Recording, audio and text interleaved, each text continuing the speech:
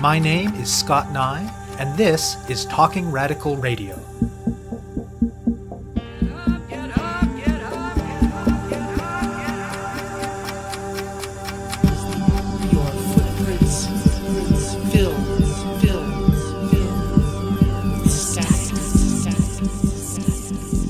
Hello and welcome to Talking Radical Radio, where we bring you grassroots voices from across Canada. We give you the chance to hear many different people who are facing many different struggles, talk about what they're doing, how they're doing it, and why they're doing it, in the belief that such listening is a crucial step in strengthening all of our efforts to change the world. On this week's show, I'll be speaking with Hirut Melaku and Rachel Zellers. When harm happens, what do you do? When someone you know is abused by a partner or sexually assaulted, what do you do? And when you find out that someone you know has harmed someone, has assaulted, has harassed, has abused, what do you do?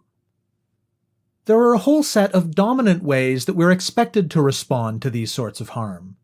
Some of these are grounded in rape culture and involve silence and avoidance and disbelief of those who have been harmed, especially women, as well as defense of those who have been violent, especially men, and a general normalization of harm.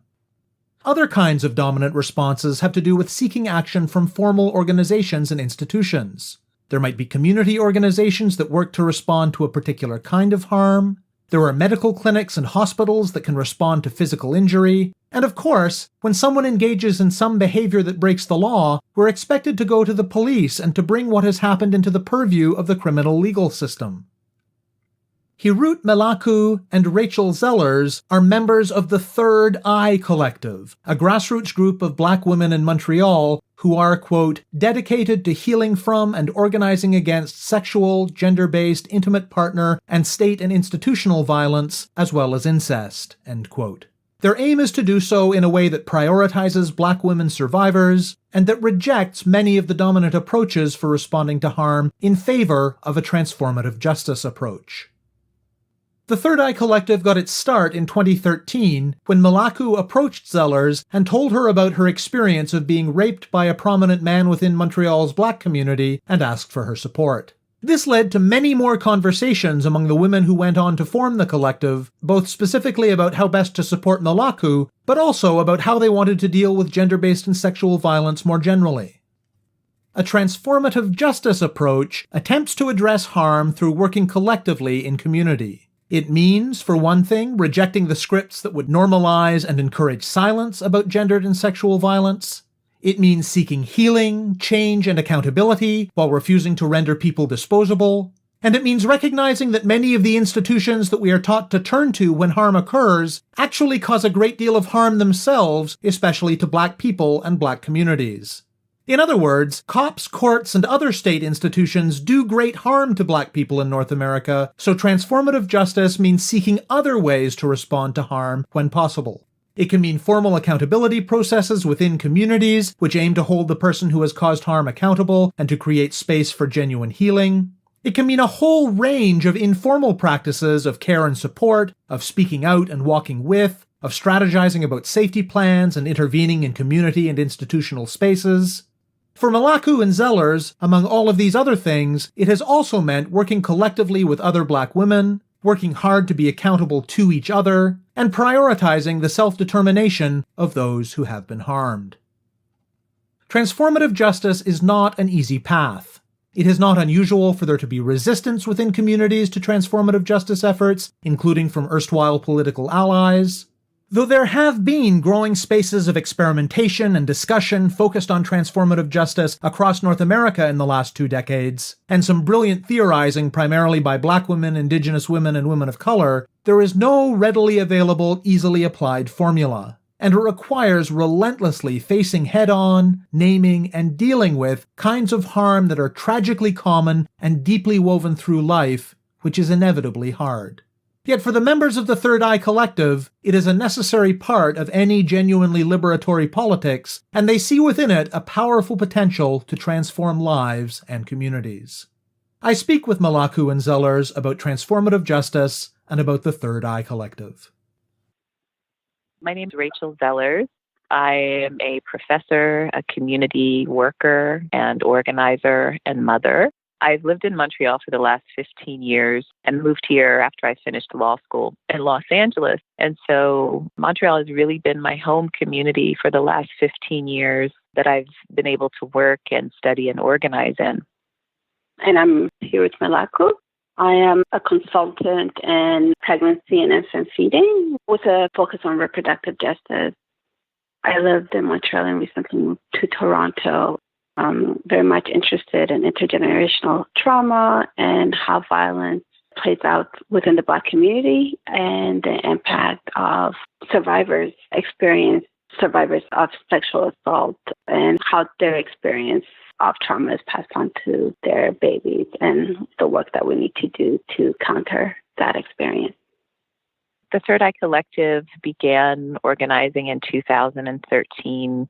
And I'll let Hirut share a bit more detail, but we began meeting at my kitchen table with a number of other trusted community members, other women in our community, to begin talking about how we wanted to deal with gender-based violence and sexual violence in ways that did not always or seldom involve the police or other state-based institutions, and also decide how we as a small community of women wanted to think about and practice accountability when those harms occurred.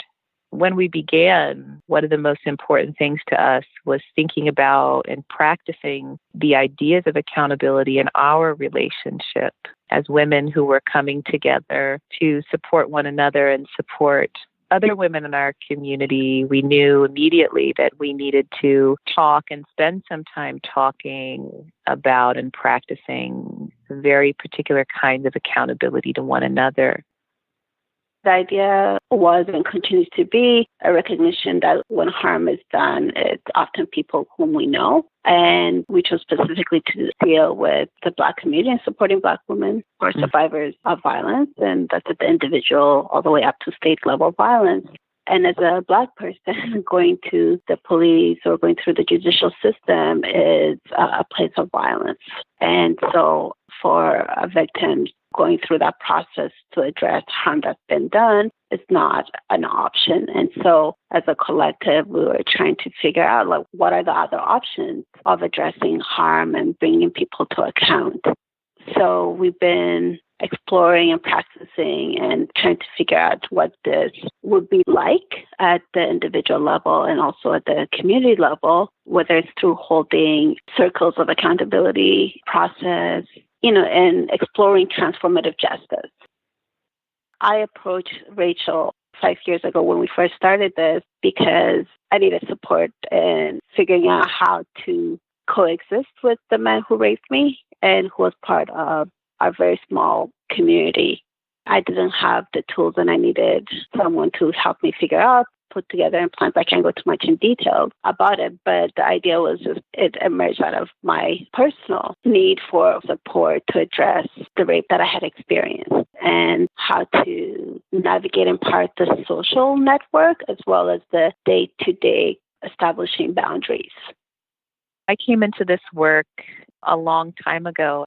When I was in college, one of my very closest friends, who was a graduate student at my university at the time, was arrested on a rape charge. And I organized with his girlfriend at the time to support him. And as time went on and the case moved forward, he was charged with multi-rapes and turned out to be a serial rapist in the Baltimore, D.C. metropolitan area. And it forced me to reckon with things that I didn't have language or even an emotional skill set to deal with.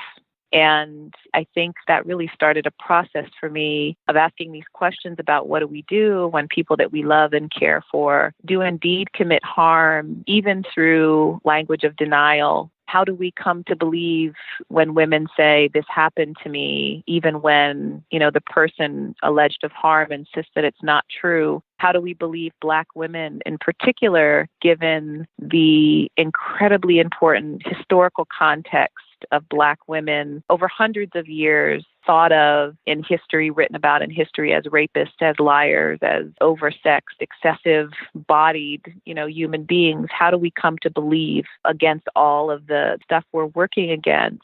What kind of communities do we want to be in together? And then most importantly, when a harm does occur, are there times when prison is really viable and the right thing? But most importantly, what are other ways that we can think about reckoning with harm? How do we want to deal with harms that happen, closest to home, in homes, in beloved relationships, and in our communities?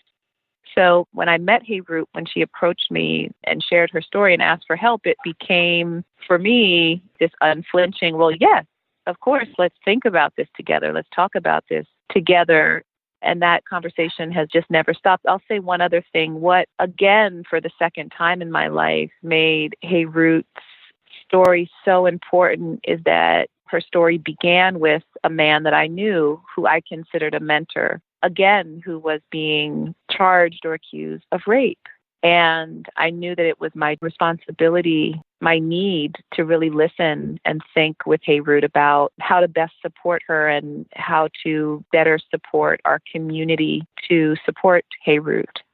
When I came forward, it was very much the individual need to manage the stress of it. But also my own personal ideology was I didn't want to see this man whom I knew intimately for many years to be incarcerated.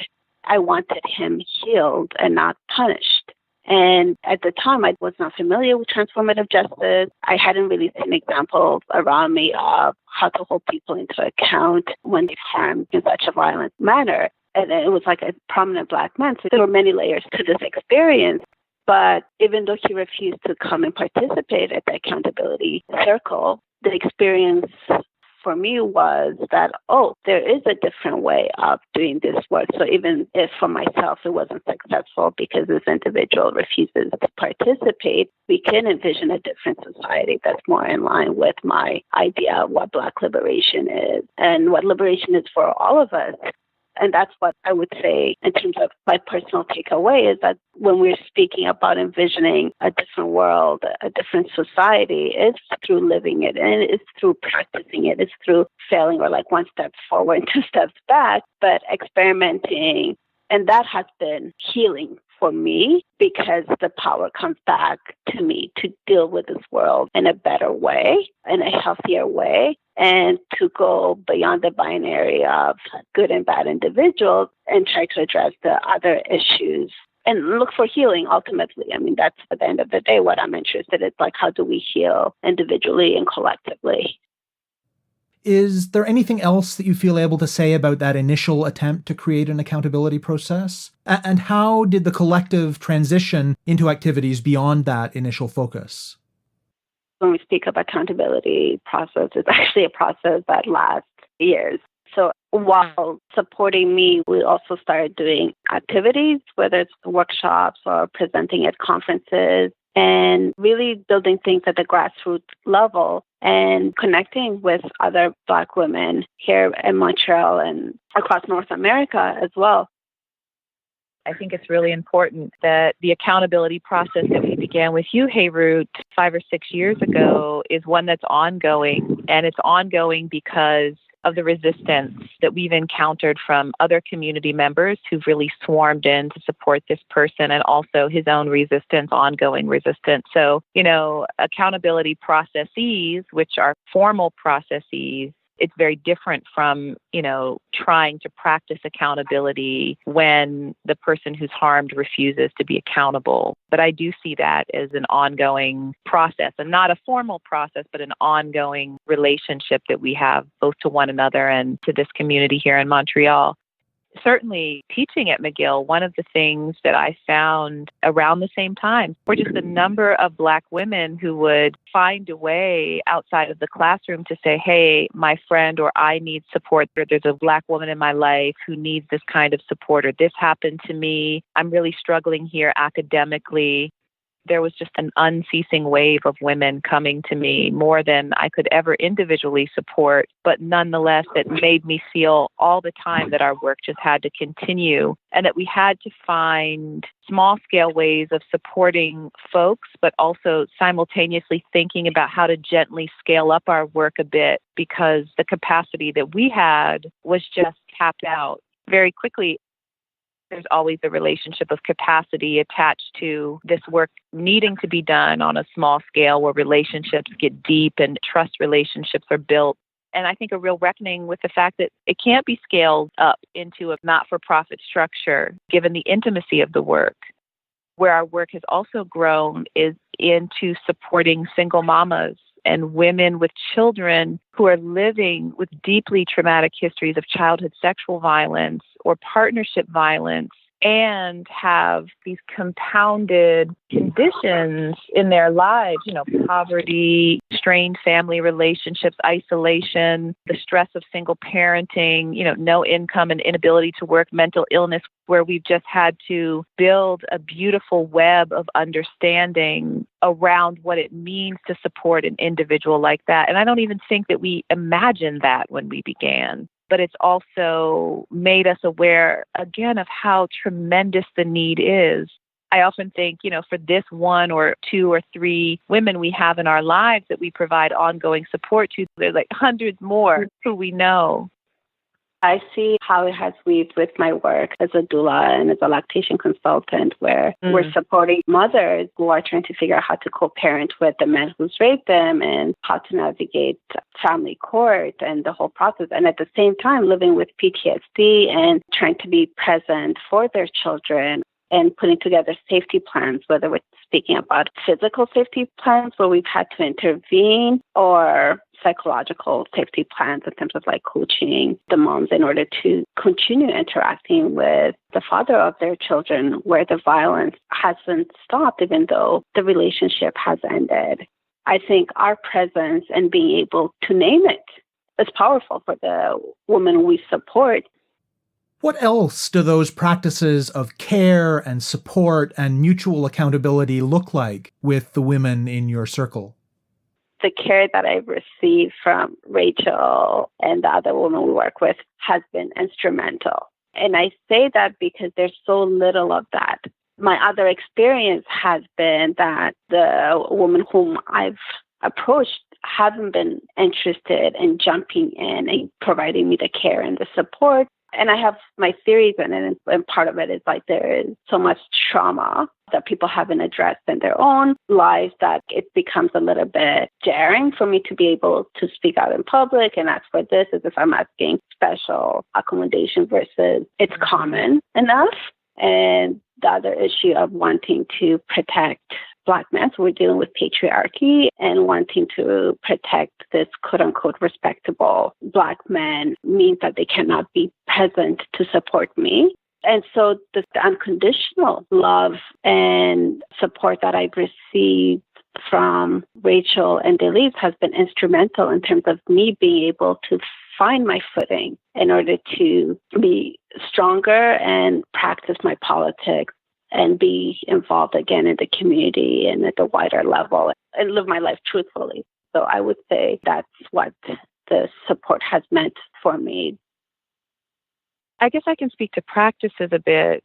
In the very first month of meeting together, I remember saying out loud, for reasons I don't even remember, look, if we're going to do this together, we're going to have to really learn to trust each other, because it means so much to come forward in small communities and name very beloved people as doing harm. The costs are so high for those of us that live in smaller and work in insular communities, that I need us to take some time to build our trust bonds, and I need us to think of and find ways to own errors and come back to one another when we make mistakes. Over the years, we have made mistakes.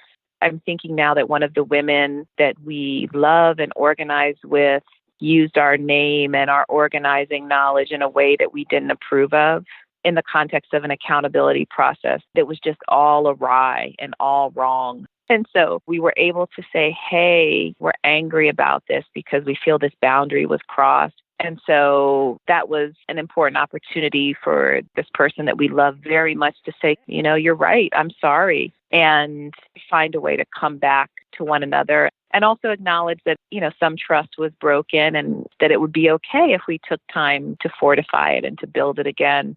That's just one, I think, living example, but the work of that example and a few others has taught us to be very clear about how to bring people back in, the step of bringing people back in when there's a transgression or an error or a mess up, and when someone absolutely can't be brought back in. We've also gotten really clear about that.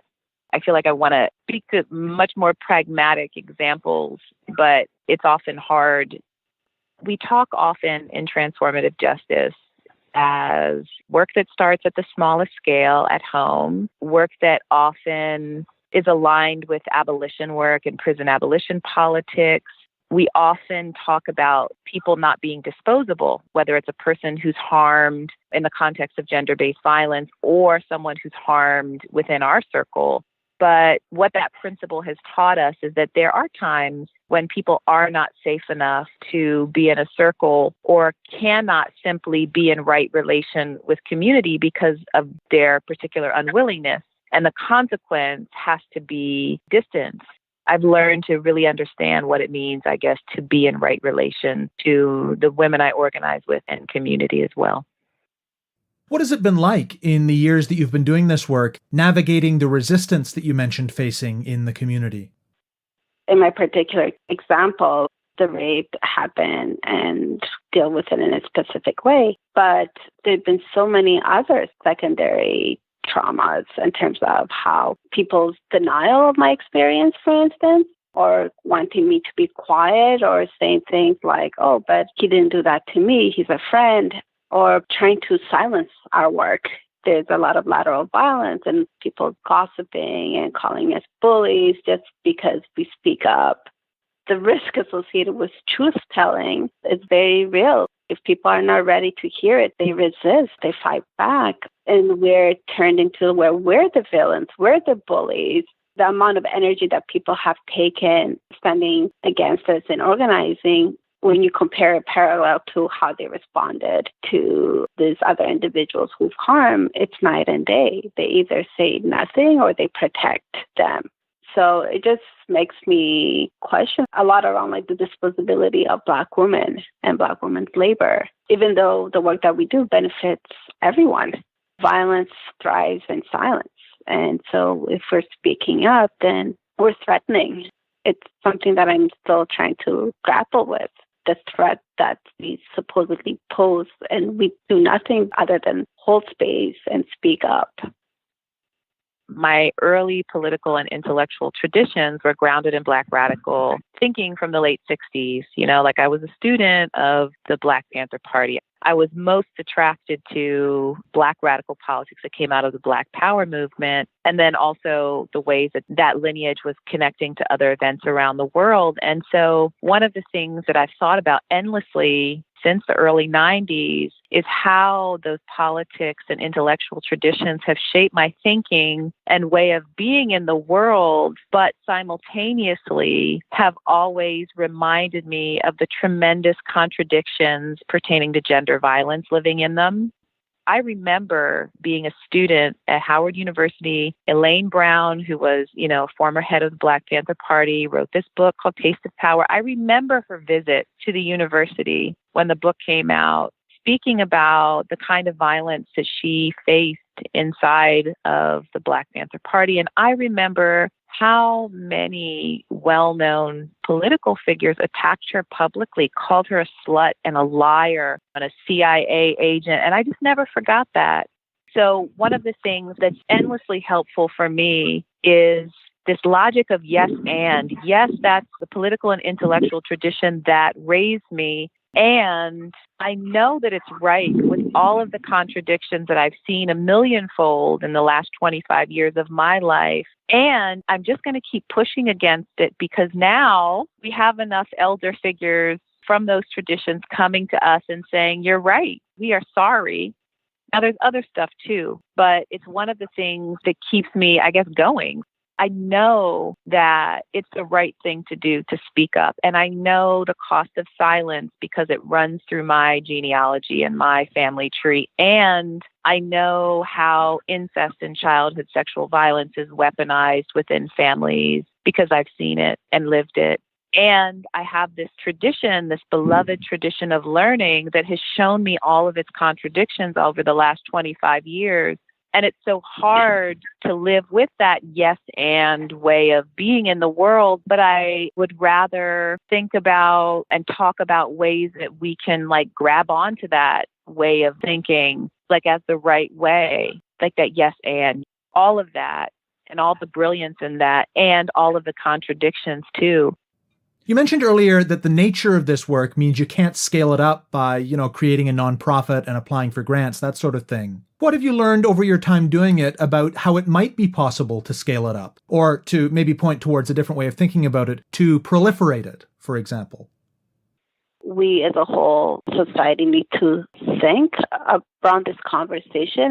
I think, for example, of how we think about accessibility issues, for instance. What if communities, organizations start thinking about survivor-centered methods of doing the work in a sense of recognizing that at any given time, there'll be a survivor in the room and what would the needs of that survivor might be. And if there's a survivor, it means that chances are there's also someone who has harmed and a harm can take place at the event or, So how do we get people and communities to just start to think about the possibilities of these happening and how to have these conversations and be better prepared to address it in a healthier way beyond telling people go make a complaint to the cops? How do we provide the tools for people to be ready to act in a healthy way to support one another instead of, disengaging completely or turning around and pretending it doesn't exist? Interventions are needed and healthier interventions. So more and more I've been thinking okay, at the organizational level, what are the steps that people can take to hold these accountability circles, to have better conversations around harm, and what does it actually mean to have a survivor-centered approach? You have been listening to my interview with Hirut Melaku and Rachel Zellers of the Third Eye Collective. To learn more about their work, go to thirdeyecollective.wordpress.com. To find out more about Talking Radical Radio, the guests, the theme music, and the ways that you can listen, go to talkingradical.ca and click on the link for the radio show. On the site, you can sign up for email updates or follow us on Facebook, Twitter, iTunes, SoundCloud, and other platforms. I'm Scott Neigh, a writer and media producer based in Hamilton, Ontario, and the author of 2 books of Canadian history told through the stories of activists, published by Fernwood Publishing. Thank you very much for listening, and I hope you tune in again next week.